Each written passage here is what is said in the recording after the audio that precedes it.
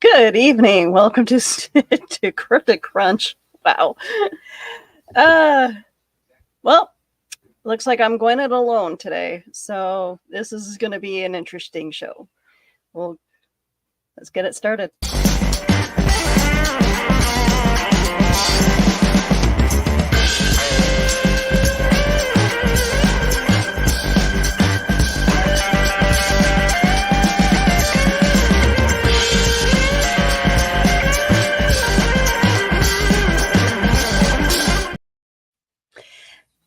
And as usual, we have people in our chat. Welcome, Dan Hollyfield. Welcome to the show. And Donna Carlene, Carl Witzman. Hello. Well, so today went to see Borderlands. I'm gonna.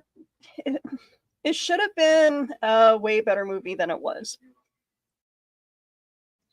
Sadly, has a it does kind of suffer from the typical, movie, video game turn movie, and I liked it as like just one of those types of movies that you pop in when you're bored and need to watch something. The action is good. I love the fact that it's a star-studded cast, but sadly, it's not the summer blockbuster that I was hoping for. The costumes are kind of meh.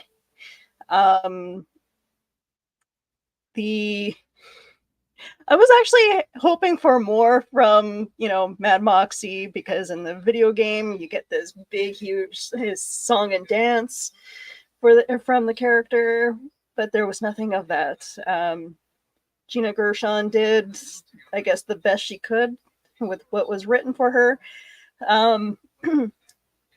Yeah. No, unfortunately, no, Carl. Unfortunately, Keisha is not here this evening. I know I invited her. But yeah, no, I'm sorry, guys. I should have planned this a little bit better to have someone with me. But yeah, no, Borderlands, for those of you who might be interested, go see it. It's a Sunday afternoon flick. Definitely a Sunday afternoon flick. The theater was not busy at all for this film. But Deadpool, when I went to see Deadpool last week, it was packed. So that tells you what movie is more popular and what movies people want to see. So yeah, so tonight's episode is we're going to be talking about creatures of the Sideshow, or like the Sideshow characters. What prompted me to talk about this is I've always been interested in knowing about the lives of the Sideshow people. And sorry, hold on a sec.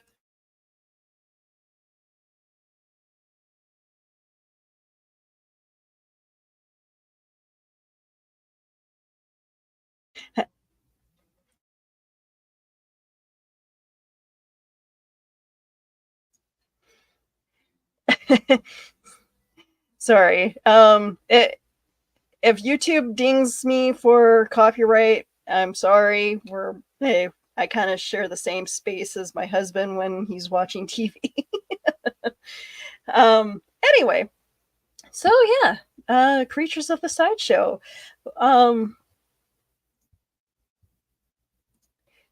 Lots of these guys have were medical anomalies. And especially the Elephant Man. And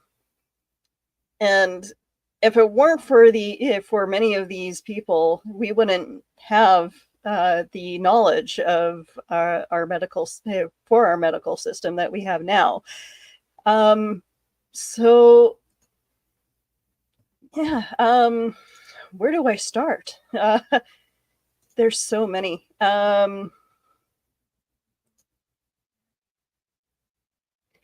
Yeah, let's start with the Elephant Man, shall we?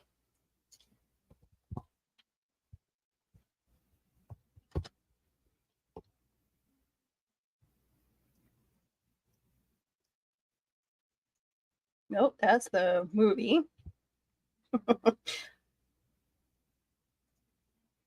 Joseph Merrick. Okay, let's unhide that. Joseph Carey Merrick, uh, often often called John Merrick, was an English artist known for his severe physical deformities. He was first exhibited at a freak show under the stage name The Elephant Man, and then went to live in the London Hospital in Whitechapel after meeting Sir Frederick Treves, subsequently becoming well known in London society. Merrick was born in Leicester and began to develop abnormalities before the age of 5. His mother died when he was 11, and his father soon remarried. Rejected by his father and stepmother, he left home and went to live with his uncle, Charles Merrick. In 1979, 17-year-old Merrick entered the Leicester Union Workhouse.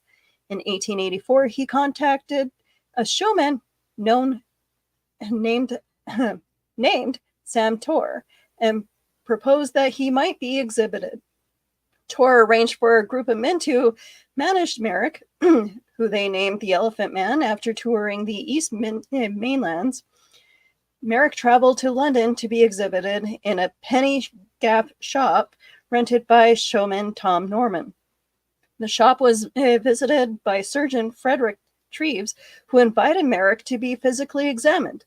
Merrick was displayed by Treves at a meeting of Pathological Society of the Pathological Society of London in 1884, after which Norman's shop was closed by the police. Merrick then joined Sam Roper's Circus and was toured in Europe. In Belgium, Merrick was robbed by his road manager and abandoned in Brussels.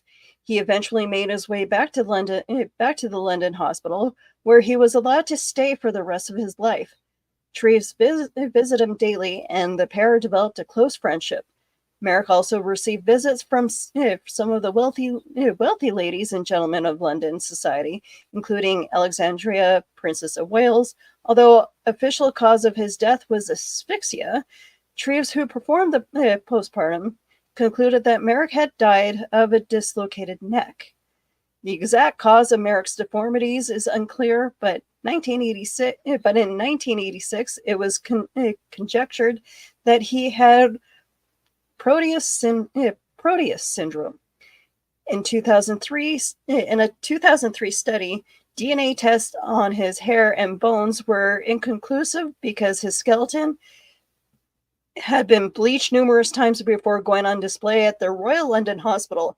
Merrick's life was depicted in a 1977 play by Bernard Pomerantz and a 1980 film by David Lynch, both titled The Elephant Man.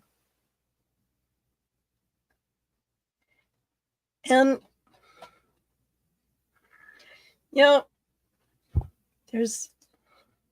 I will see if I can get this image. Yes.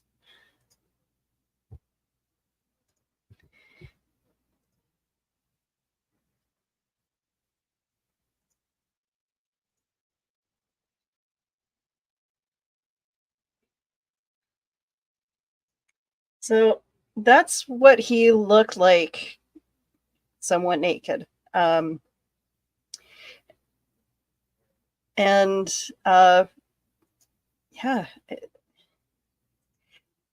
medical anomaly of him is still fascinating to this day, and I would love to see. I would love to see his bones.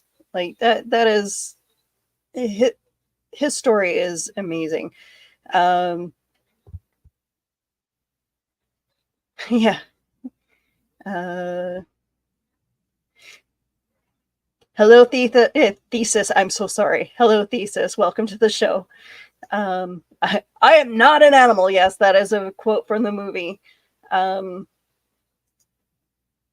but yeah, he has it. That story has always interested me. Um, his early life. Joseph Carey Merrick was born on August 5th, 1862 at, well, okay. Joseph was apparently healthy at birth and had no outward and anatomical signs of symptoms of any disorder for the first few years of his life. Named after his father, he was given the middle name Carey by his mother. The Merricks had two other children, William Arthur, born 1866, who died of scarlet fever. Um, and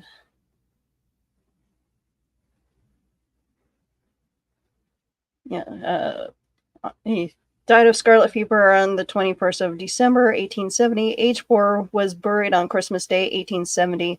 And Marion Eliza, born 20th of September, one day before mine, 1867, who had physical disabilities and died of myelitis and seizures on the 19th of March, 1891.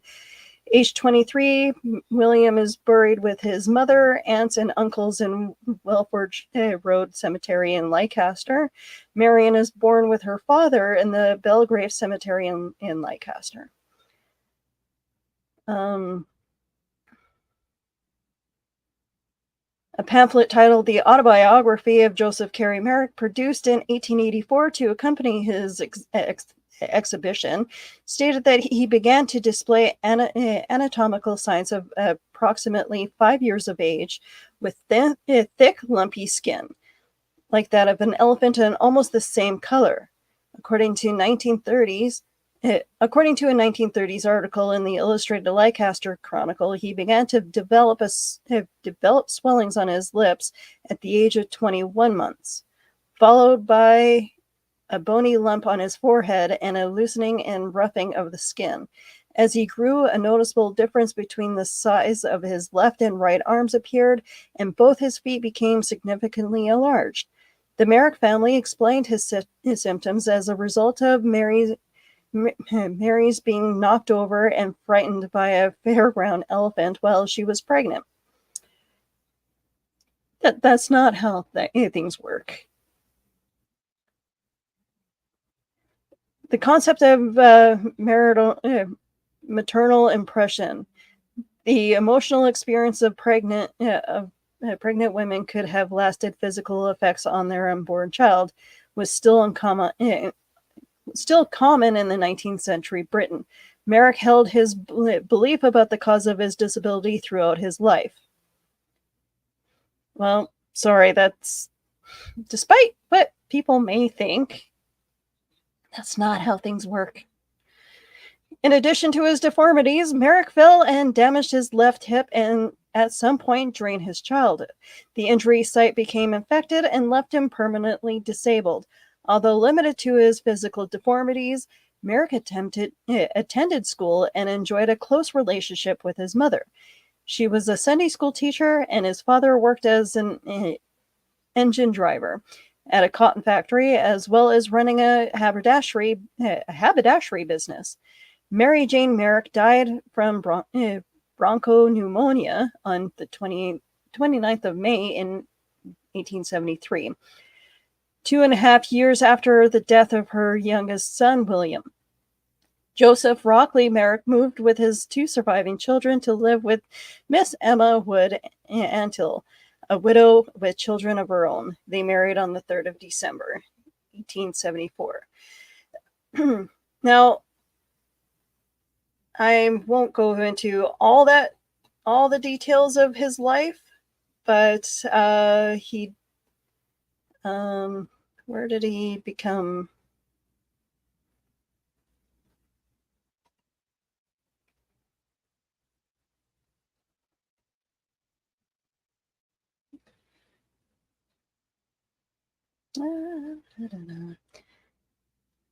Oh, there is a picture of his bones. Oops.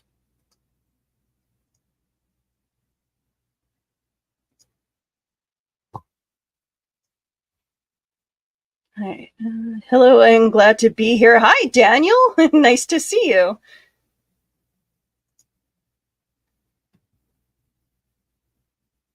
Hi. Donna says that's the kind of thing they believed back then. Yeah, I know. It's um, people will grasp at anything for an explanation of odd things. And I mean, unfortunately, that still happens today. We will move on to another woman right away, but I did find the picture of Merrick's bones, and there, there is. That is interesting. That is. I will have to try to find a better picture, but you can definitely see some of the bones are definitely elongated, and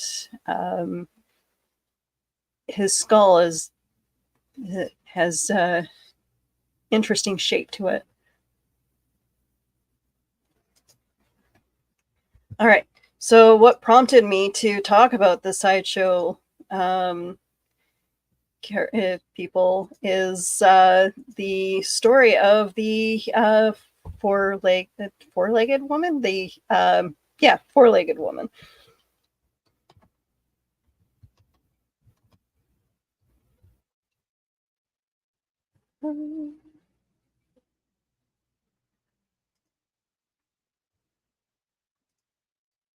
Oops.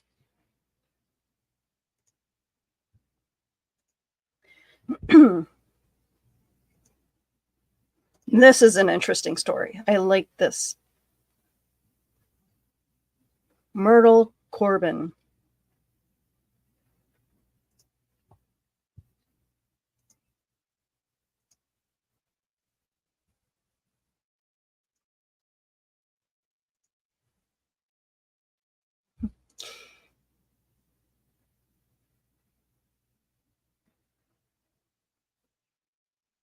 Oh, it's not saving to the right spot.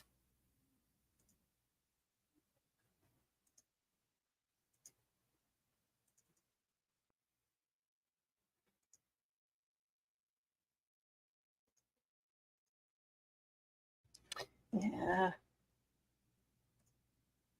My thing's not saving to the right spot. I'm sorry. Okay, Josephine Myrtle Corbin was an American sideshow performer born in Depigas. Hopefully I'm saying that right.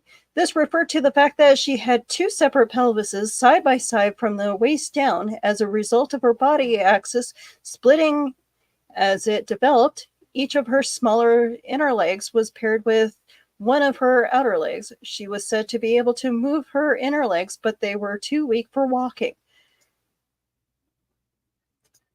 Okay, one more time. I'll see if I can get.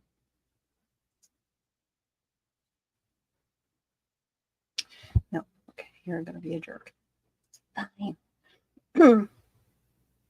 Corbin was born in Lincoln County, Tennessee. Corbin's parents were William H. Corbin, aged 25 at the time of his daughter's birth, and Nancy Corbin, aged 34. Both parents were described by physicians who examined the infant shortly after her birth as being very similar in appearance, both having auburn hair, blue eyes, and a very fair complexion. In fact, they looked so similar that the physicians felt compelled to point out that they were not blood kin. The Corbins had 4 children in total, including a child from Nancy's first marriage. Myrtle's birth was not marked by anything peculiar about the labor for delivery. According to her mother, doctors who examined the child shortly after her birth noted that a breech presentation would have proved fatal for the infant and possibly to the mother. Corbin soon showed herself to be a strong child, weighing 10 pounds 3 weeks after the birth, and it was reported as in the journal published later that year that she nurses healthily and was thriving well. For her career, Corbin entered the sideshow circuit with the moniker Four-Legged Girl from Texas when she was 13 years old. One of her first promotional pamphlets described her as being a gentle of deposition as the summer sunshine and as happy as the day is long. Her popularity in the industry was such that other women turned to exhibiting four-legged gaffs, falsified performances. When Corbin herself was no longer performing, there were several phony four-legged women to whom audience could turn. Okay. Presence in medical literature. Teratologists in medical journals and encyclopedias in the 19th century classified Corbin's anomaly using several different yet equally complex terms. According to conventions of the time, some refer to her as Dipagus, there's a word that I can't pronounce, Diprachius tetrapus. Others named her posterior dichotomy, oh my god, these words, sobriety,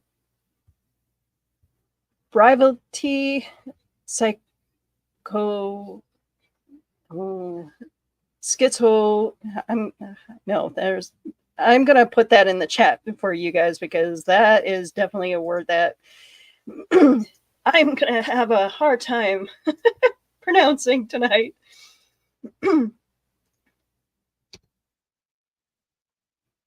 Yeah, okay. So now that you know what kind of word that I'm trying to pronounce, one doctor, Brooks H. Wells, described her as female belonging to the monocephalic idealfic class of monsters by fusion. Okay, there is an interesting fact about her. She did... Why is that not on here? Okay. Okay. In the spring of 1887, approximately a year after marrying Bicknell, Corbin became pregnant for the first time. Her condition was discovered by Dr. Lewis Whaley of Blount'sville, Alabama, who was sent for after Corbin had experienced pain in her left side, fever, headache, and decreased appetite. In addition, the physician noted that vomiting and amenorrhea had persisted for 2 months. Whaley wrote up the case for the Atlanta Medical and Surgical Journal, which led to resurgence of interest in Myrtle throughout the late 1880s, now known in medical journals as Miss B. Examining Corbin, Whaley discovered that the duplication of her external sex organs was mirrored by similar duplication internally. He determined that it was in her left uterus that Miss B was pregnant. According to Whaley, upon being told that she was pregnant, she replied in disbelief, saying, "If it had been in my right side, I would come nearer to believing you are correct." From this comment, physicians determined that Corbin preferred intercourse in the right side, and this fact was commented upon in several subsequent reports. The pregnancy caused Corbin to become gravely ill, and after consulting with colleagues, Whaley described to perform an abortion 8 weeks after her initial exam. She was reportedly between 3 and 4 months pregnant at the time. She made a full recovery, and the procedure, as well as her unique anatomy, did not prevent her from successfully carrying subsequent pregnancies to term. As medical journals across the United States and around the world had turned renewed attention to now mature Corbin, details about her personality revealed a sense of the woman. One article noted that the lady Miss B, the Myrtle Corbin of days gone by, is attractive in face, physically well and able to attend to all her household duties. I'm so glad that we changed all that. While she was described elsewhere as being very intelligent and a refined woman for some musical tastes. Uh, there's a little note here. She is about 5 feet high, has fair skin, blue eyed, and curly hair, and is very intelligent. Um, would only think her unusually broad across her hips, and with the carriage unusual to one with clubbed foot. I have known Miss B since she was a tiny child as the four-legged girl, but never realized the perfect dual development of both external and internal genital organs until she became my patient in a case of pregnancy. Lewis Whaley quoted in the British Medical Journal. And here, I will see if I can find a picture of her for you guys.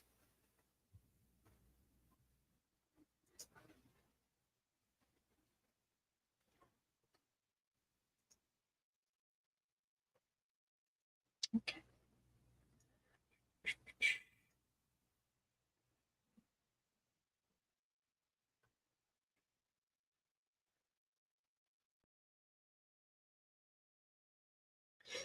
Schizoacris. Okay.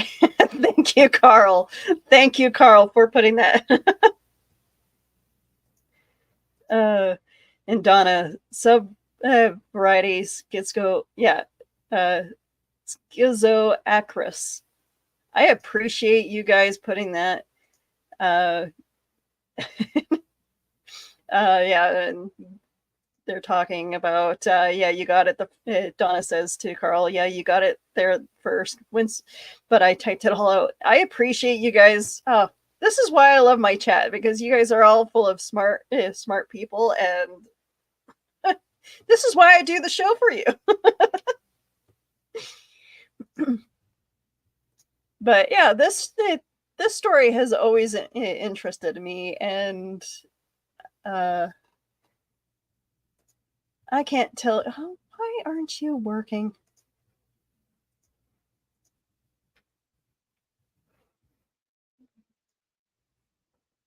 Yeah, for some reason my pictures aren't saving properly.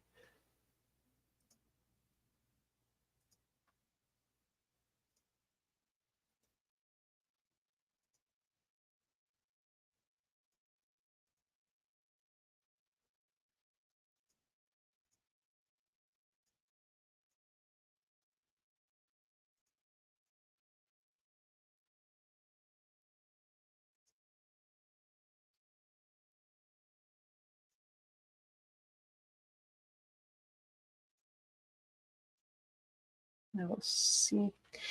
I don't want to waste the whole show of me trying to download pictures. I'm so sorry, guys. But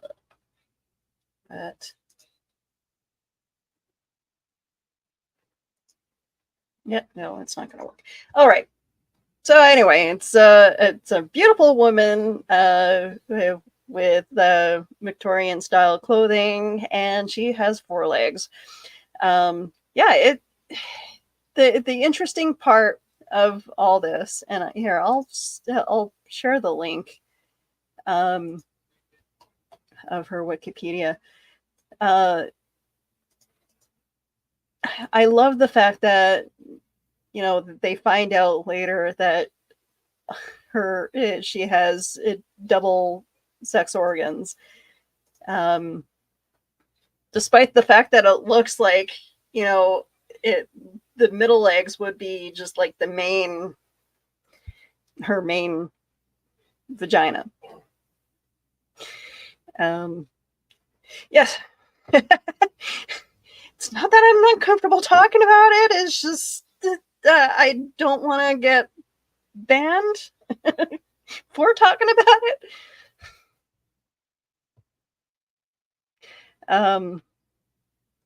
All right. So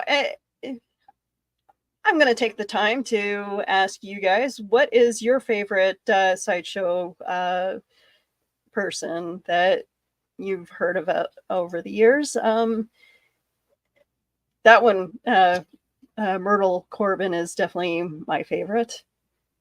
Um, and then there is the Dog Boy.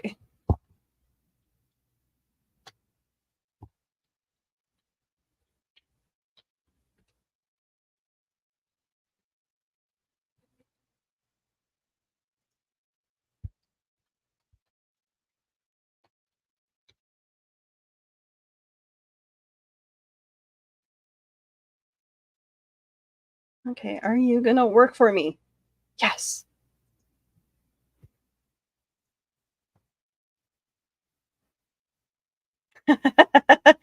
Oh, Donna says the Dog Boy. Yep, yep.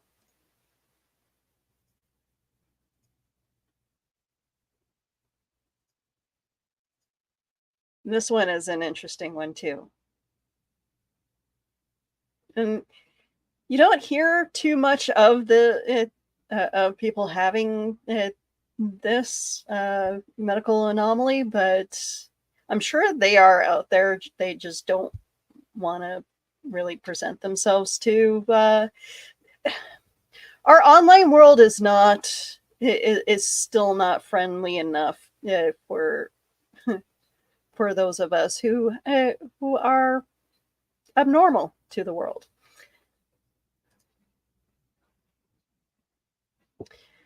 Fedor Andronovich Jevtichu.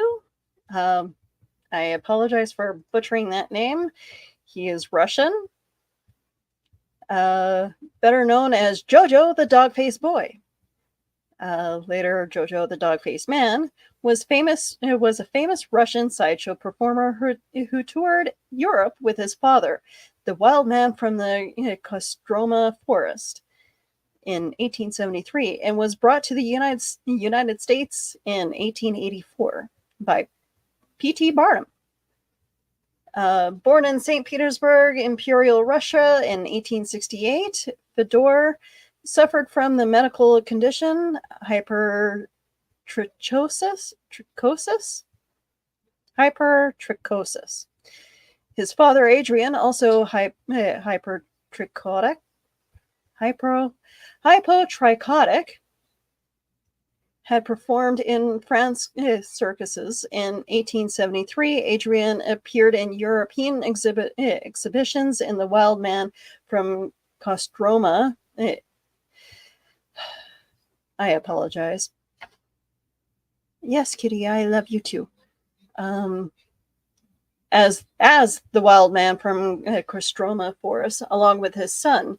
10 years later, Fedor returned as Theodore Petrov, was recruited by P.T. Barnum in 1884 and joined Barnum in America as Jojo the Dog-Faced Boy.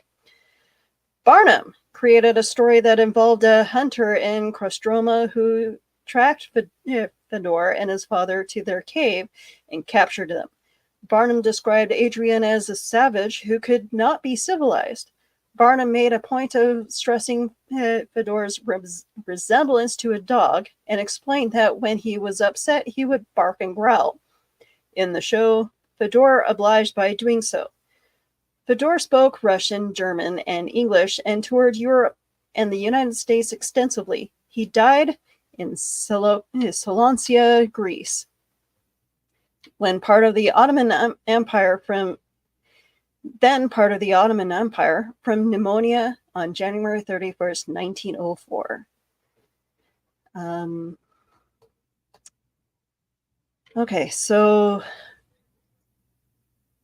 hypertrichosis is an abnormal amount of hair growth over the body. The two distinct types of hypertrichosis are generalized hypertrichosis, which occurs over the entire body, and localized hypertrichosis. Well, I apologize. Wikipedia has a tendency to do that, where they just whoever writes these just puts a lot of sentences together. Okay, which is restricted to a certain area. Hypotrichosis can be either congenital, present at birth, or acquired later in life. The excess growth of hair occurs in areas of the skin, with the exception of androgen-dependent hair or of the pubic area, face, and axillary regions. Several circus sideshows performers in the 19th and 20th centuries, such as Julia Pastrana, had hypertrichosis. Many of them worked as freaks and were promoted as having distinct human and animal traits. Actually, let's go to that. I guess that would be, yeah, that would be the bearded lady.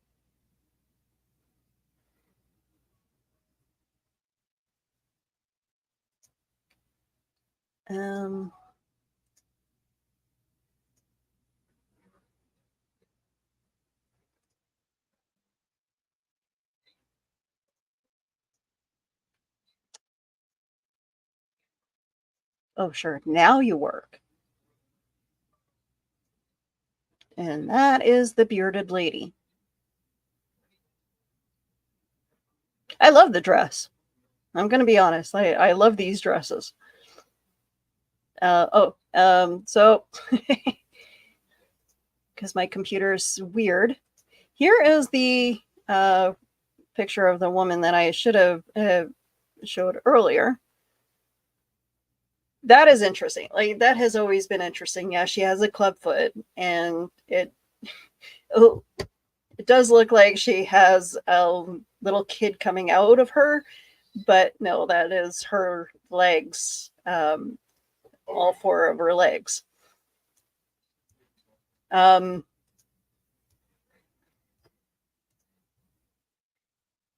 Oh yeah, Chang and Ang, the first famous Siamese twins, had an interesting story. I'll go to that right away. People with tails.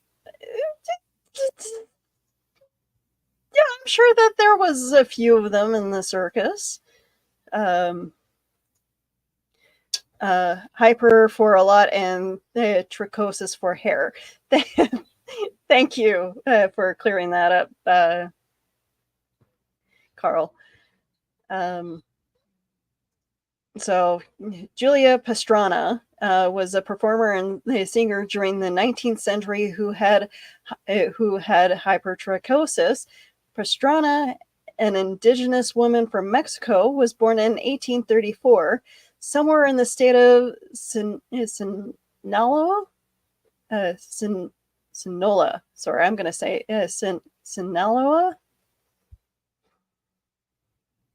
Okay, Wikipedia. Let me see. Sinaloa. She was born with a genetic condition, hypertrichosis terminalis, or generalized hypotrichosis linguinosa. Her face and body were covered with straight black hair. Her ears and nose were unusually large, and her teeth were irregular. The latter condition was caused by a rare disease undiagnosed in her lifetime, gingival hyperplasia, which thickened her lips and gums. Multiple versions of Pastrana's early life exist. Literature produced by those who managed to manage the freak shows appeared and described her as belonging to a Native American tribe called Root Diggers, whose members were similar to apes and lived in caves. And I'm disappointed in America. Doesn't take much.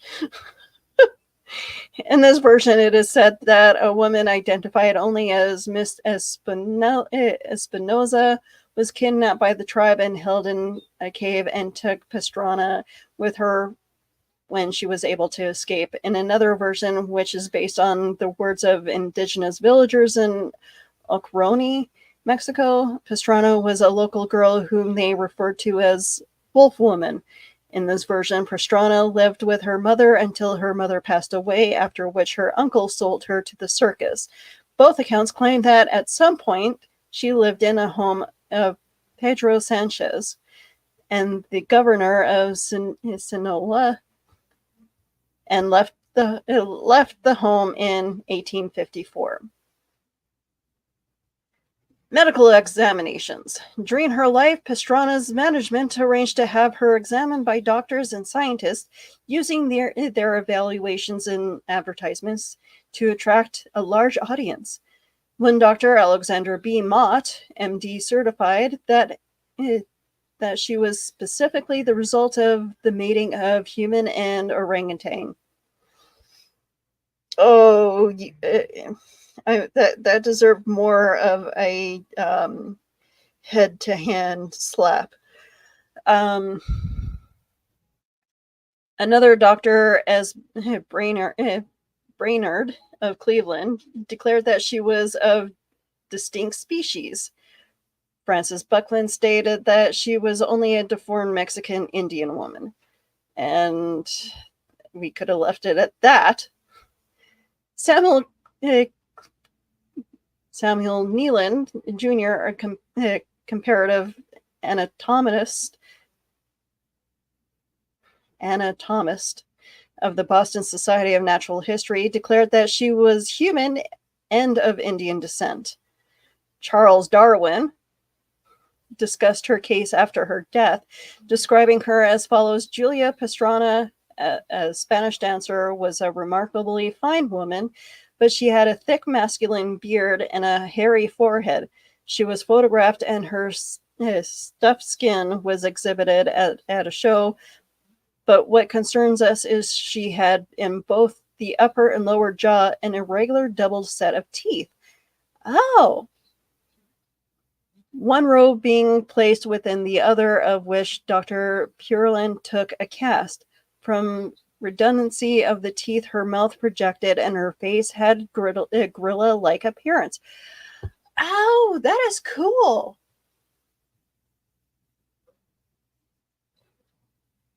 Oh, that is interesting. Oh, here's another picture. So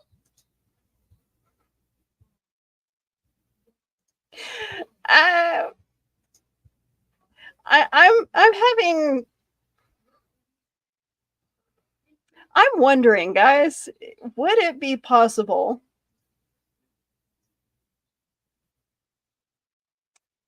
And once you guys see this, would it be possible to have a family of people like that look like this living up in the Appalachian Mountains that people think are Bigfoot?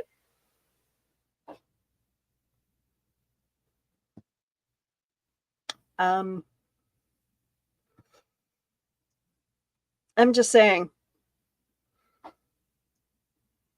we could be seeing an actual family that that suffer from the same infliction as this woman.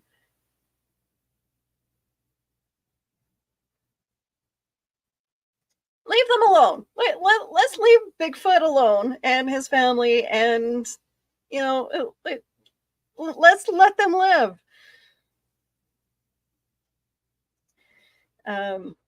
Yeah, good. Thank you. It is a good. Now it totally comes clear.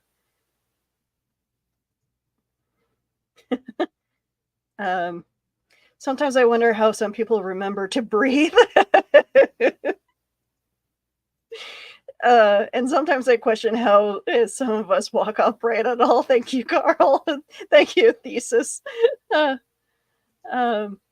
Yeah, sadly, we haven't changed too much since first learning how to walk upright.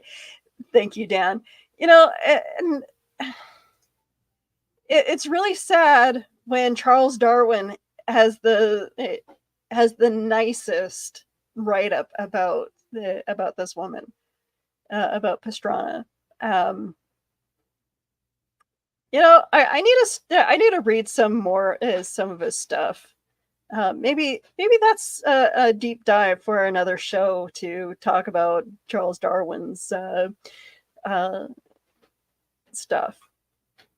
I mean, it we wouldn't know about Charles Darwin if it wasn't for the Darwin Awards. uh, so yeah, maybe that's what we need to do is go do a deep dive on Charles Darwin and some of the strange Darwin Awards that have come about. Yeah, Donna says, "Oh my God, people can be so stupid." Oh, the thesis says Carl going into teacher mode again, and I appreciate it. I learned so much from you guys.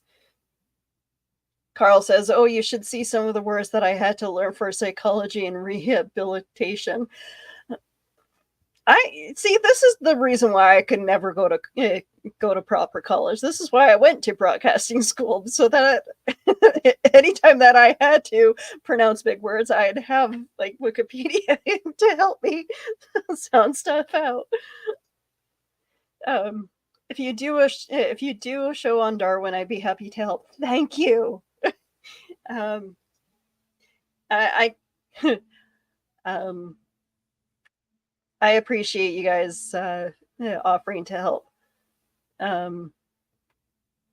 So yeah, have you guys seen The Greatest Showman?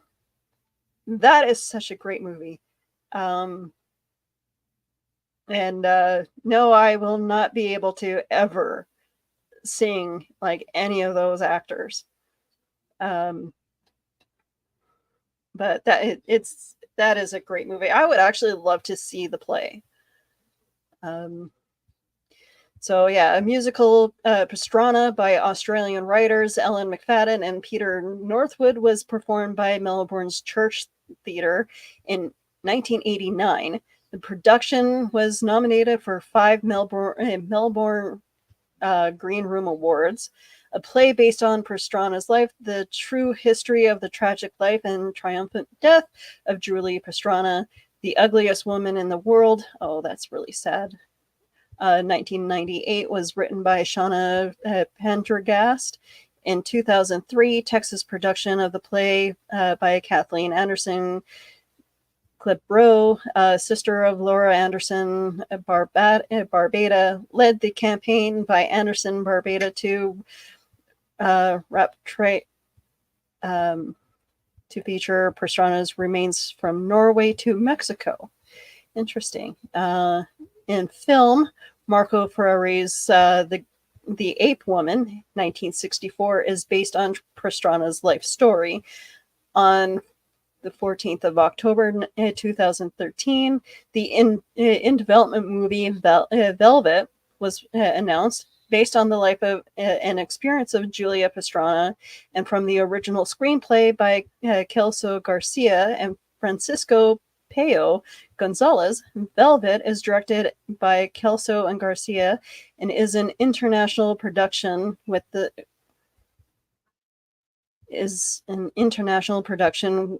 support of various personalities behind and in front of camera. The announcement appeared in an article published in Mexican newspaper Mural, member of the editorial group Reforma. Yeah, so that's all stuff that you guys can look up and look into, and I might have to look this stuff up as well.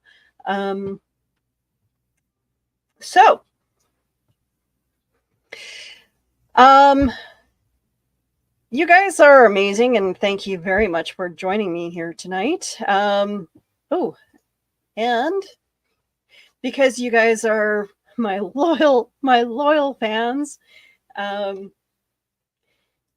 please join us on patreon.com/serialboxpodcast. That is patreon.com/serialboxpodcast. Cereal Box Podcast.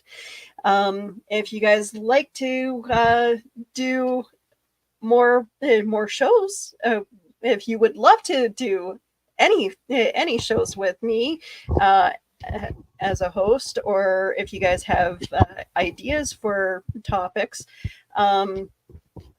please feel free to join us on the Patreon, and you guys can even host your own show of Cryptid Crunch.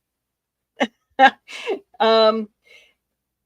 yeah, I would love to have you guys on my show. If you guys have any cool ideas for future shows, yeah, please send them my way. I would love to hear your I would love your comments, not just in the chat, but on any of our videos if you're watching this on replay.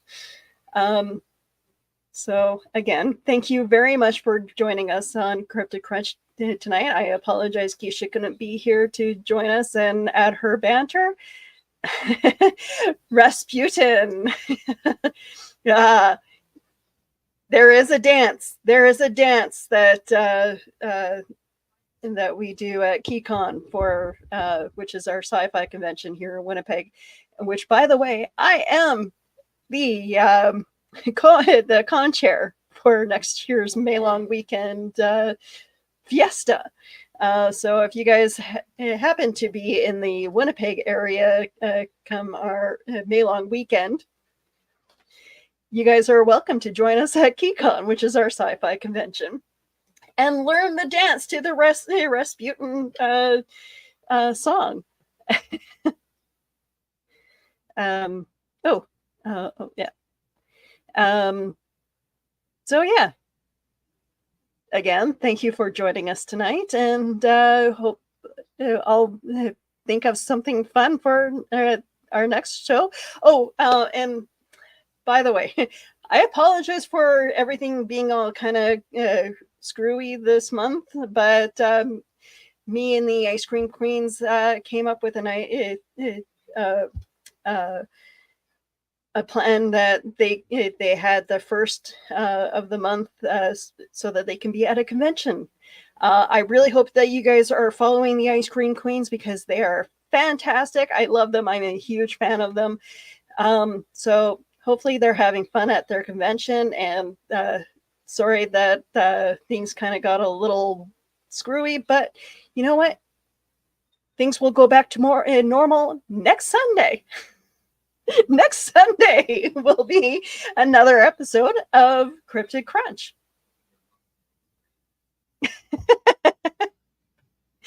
All right, you guys have a fun, fantastic evening. Thank you for letting me banter about and read off of Wikipedia for you tonight. I love you. Thank you for joining us. Appreciate you, and have a good night.